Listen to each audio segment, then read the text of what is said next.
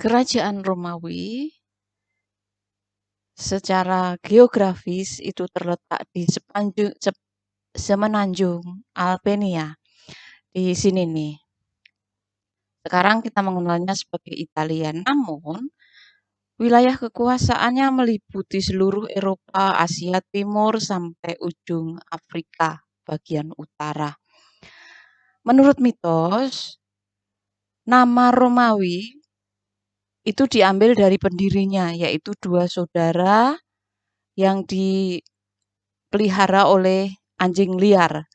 Namanya adalah Remus dan Romulus. Makanya kerajaan yang terbentuk namanya Romawi. Gitu. Nah, kalau dari masa pemerintahannya, Romawi ada 3 periode, yaitu zaman kerajaan, kemudian berubah menjadi zaman republik, kemudian berubah terakhir menjadi zaman Kekaisaran Romawi. Itu bentuk-bentuk pemerintahannya. Yang pertama dulu kerajaan, terus berubah menjadi republik, kemudian berubah menjadi kekaisaran. Nah, yang perlu kalian ketahui hanya sedikit mengenai zaman berbentuk kerajaan atau monarki. Pada masa itu, Romawi wilayahnya hanya meliputi kota Roma saja, belum berkembang. Sementara itu dibentuk dari bangsa Etruska, yaitu bangsa Latin, percampuran antara bangsa Latin dan bangsa pendatang itu. Kemudian masa pemerintahannya berubah menjadi masa republik karena tidak berkembang kan. Nah, di masa republik ini berbeda dengan republik yang kita ketahui zaman sekarang. Kalau republik zaman sekarang kan dipimpin oleh satu pemimpin, seorang presiden, tetapi zaman dulu tidak. Dulu dipimpin oleh dipimpin oleh triumvirat. Jadi pemimpinnya 3. Nah, kebetulan pada masa republik itu ada 2 periode pemerintahan. Kalau seolah-olah upamanya begini, seperti Republik Indonesia dipimpin oleh periode Soekarno, kemudian Soeharto. Nah, di Romawi itu hanya ada 2, masa triumvirat pertama dan triumvirat kedua. Terus selesai, berubah menjadi kekaisaran gitu. Nah, triumvirat pertama itu dipimpin oleh 3 orang juga. Dia adalah Julius Caesar, kemudian Pompeius, dan Crassus.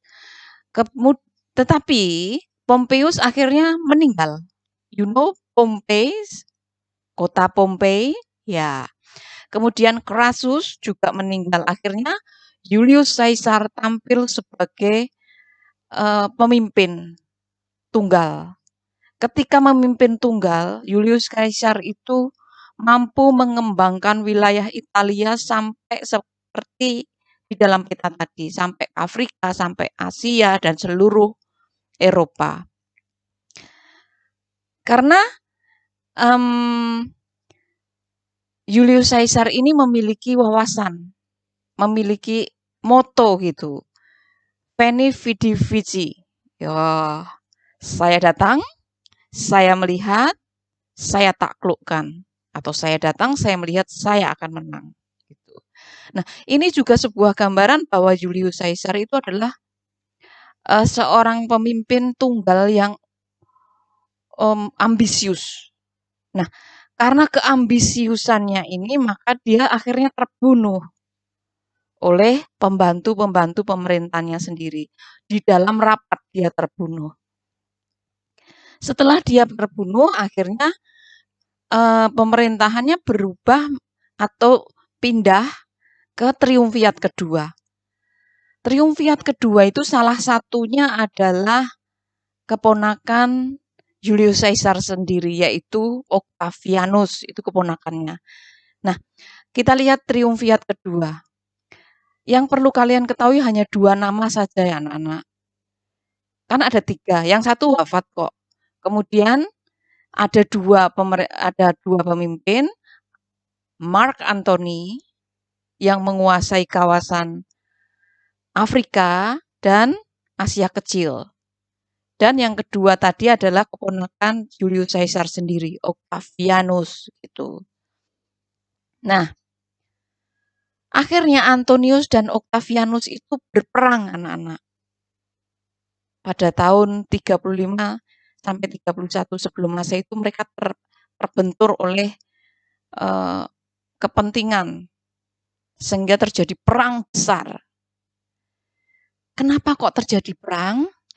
Mark Antony kan menguasai Mesir. Lu kan Mesir kan ada pemerintahan Parau. Ya, Mark Antony menikah dengan Cleopatra, Parau terakhir yang terkenal cantik di Mesir.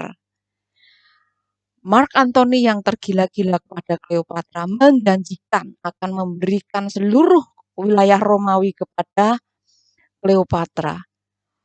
Octavianus yang mendengar itu marah dan mengirimkan pasukan besar-besaran termasuk Octavianus sendiri ke sana. Dalam perang itu, Mark Antony akhirnya terluka. Jas terluka loh ya. Tetapi berita yang ke Mesir, kan pertempurannya di Nil. Ketika sampai ke kerajaan Mesir, ke Kekaisaran Mesir sana, Cleopatra diberitahu bahwa Mark Antony meninggal. Padahal cuma terluka. Apa yang dilakukan oleh Cleopatra daripada menjadi tawanan perang, dia pilih bunuh diri dengan cara mengambil ular ya, betul, ular kemudian digigitkan ke dirinya sendiri dan dead. Mark Antony yang tahu bahwa kekasihnya, istrinya itu meninggal dengan cara bunuh diri, akhirnya dia juga bunuh diri dengan pedangnya. Apa yang terjadi kemudian? Octavianus tampil sebagai kaisar tunggal.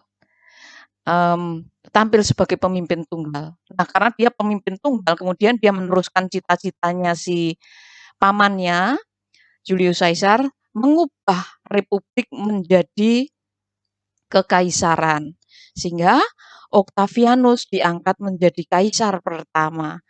Ketika menjadi kaisar, kekuasaannya itu mutlak atau tunggal atas Imperium Romanum. Dia menjabat sebagai kepala agama, dia menjabat sebagai kepala pemerintahan, gitu. Nah, Octavianus ketika menjadi kaisar, lihat tanggal tahunnya ya, 14 sampai 37 Masehi. 14 sebelum Masehi sampai 37 Masehi. Berarti melewati tahun 0 Masehi dong. Ya, pada masa pemerintahan Octavianus inilah Yesus lahir dan itu tertulis di dalam sejarah Mesir bahwa ketika Octavianus menjabat sebagai kaisar, dia dia menjadi terobsesi terhadap isu bahwa akan muncul seorang pemimpin yang akan menguasai Yahudi yang nanti disebut Yesus itu. Sehingga Octavianus mengadakan sensus penduduk pertama kali dan mengadakan sensus penduduk pertama kali di dunia ini. Ya, Octavianus ini gitu. Nah, kalau masa kekaisaran ada beberapa kaisar yang utama, ada beberapa kaisar ya. Penggantinya adalah Tiberius. Pada saat Tiberius inilah agama Kristen mulai disebarkan. Kalau masa Octavianus, Yesus lahir dan mengadakan sensus penduduk pertama kan. Kemudian Tiberius menjadi agama Kristen menjadi tersebar, tetapi tetap dilarang. Kemudian kaisar yang terkenal yang lain tentu saja adalah Nero. Iya, 54 sampai 68 Masehi. Apa yang terkenal dari Nero? Dia menindas, mengejar, dan membunuh orang-orang Kristen. Bahkan dia membakar kota Romawi dengan tujuan supaya orang Kristen dibenci. Karena dituduh adalah orang Kristen yang membakar Romawi. Yang kedua, Kaisar Konstantin Agung. Pada masa pemerintahan ini, pemerintahan menghentikan penindasan terhadap orang Kristen. Itu Konstantin Agung ya. Kemudian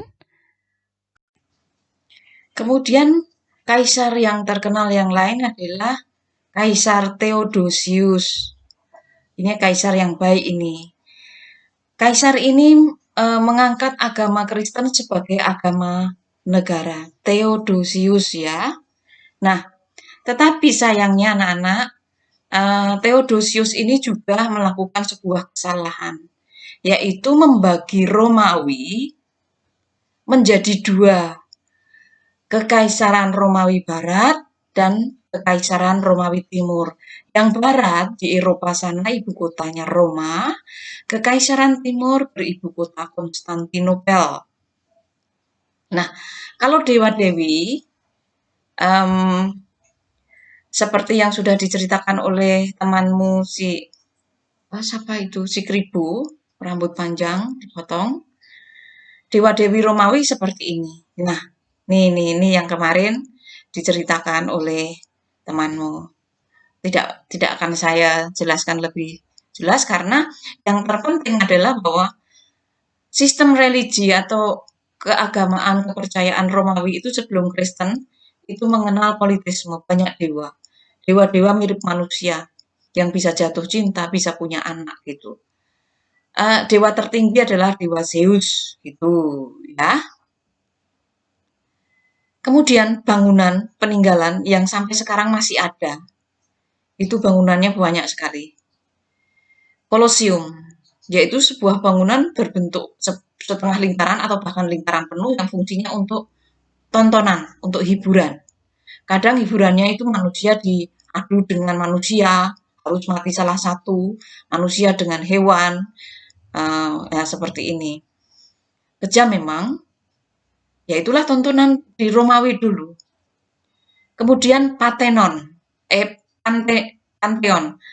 Pantheon itu merupakan rumah para dewa di bangsa Romawi sana yang sekarang masih ada sih seperti itu. Dan kelak akan diubah menjadi fungsinya menjadi gereja ketika Kaisar Theodosius.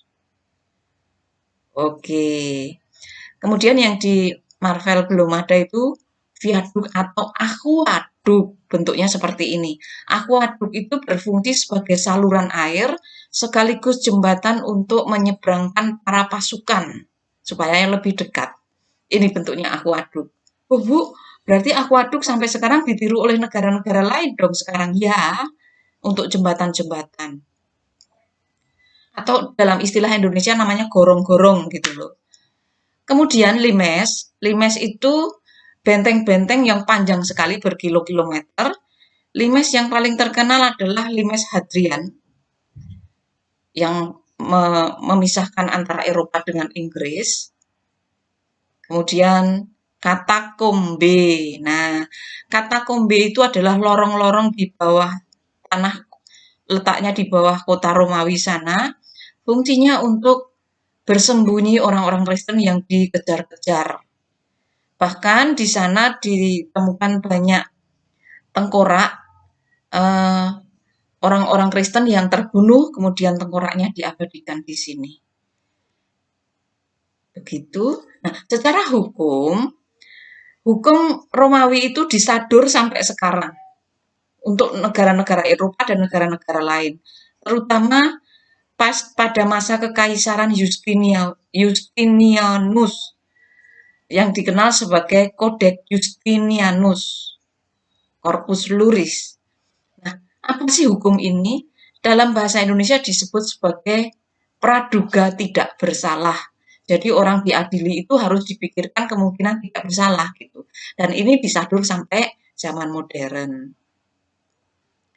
Kalau organisasi, luar biasa. Keorganisasian yang ada di Romawi itu rapi dan teratur. Jadi pemerintahannya itu tersusun dari sejak pemerintahan daerah sampai pemerintahan pusat. Ditiru loh sampai sekarang menjadi provinsi-provinsi. Kemudian di Romawi juga ada sistem di dalam militer, yaitu tingkatan-tingkatan. Ditiru juga sampai sekarang. Bahkan tentang perbegalan, tentang asrama, tentang pangkat-pangkat, gitu. Tulisan juga ditasadur sampai sekarang anak-anak, dikenal sebagai tulisan Latin atau Roman. yang itu tuh dalam bahasa Inggris menjadi A, B, C, D, E, F, G yang kita gunakan sampai sekarang. Ya toh? Itu tulisan. Banyak ya, nanti tinggal di-post, kemudian dicatat kalau kamu mau. Di bidang kedokteran juga luar biasa. Kamu tahu anak-anak, ada istilah melahirkan dengan cara di operasi sesar. Nah, operasi sesar ini pertama kali dilakukan di Romawi. Kebetulan yang digunakan adalah ibunya Julius Caesar. Makanya operasi mengeluarkan bayi secara paksa dari rahim ibunya disebut sebagai operasi sesar untuk mengabadikan bayi yang pertama kali dioperasi. Kelak akan menjadi Julius Caesar atau Kaisar Julius. Nah, ini nih peralatannya zaman dulu. Serem ya, serem banget. Perut dibelek pakai ini, kemudian juga ini adalah alat-alat yang digunakan untuk meneliti bayi yang ada di dalam kandungan. Serem. Ini adalah gambar Julius Caesar ini, dan ini adalah keponakannya yang namanya Octavianus, atau ketika sudah menjadi kaisar menjadi Octavianus Caesar, atau saya lupa loh, tiba-tiba kok ngeblank. Pokoknya Kaisar Octavianus. Julius Octavianus. Nah, gitu saja anak-anak, sampai jumpa.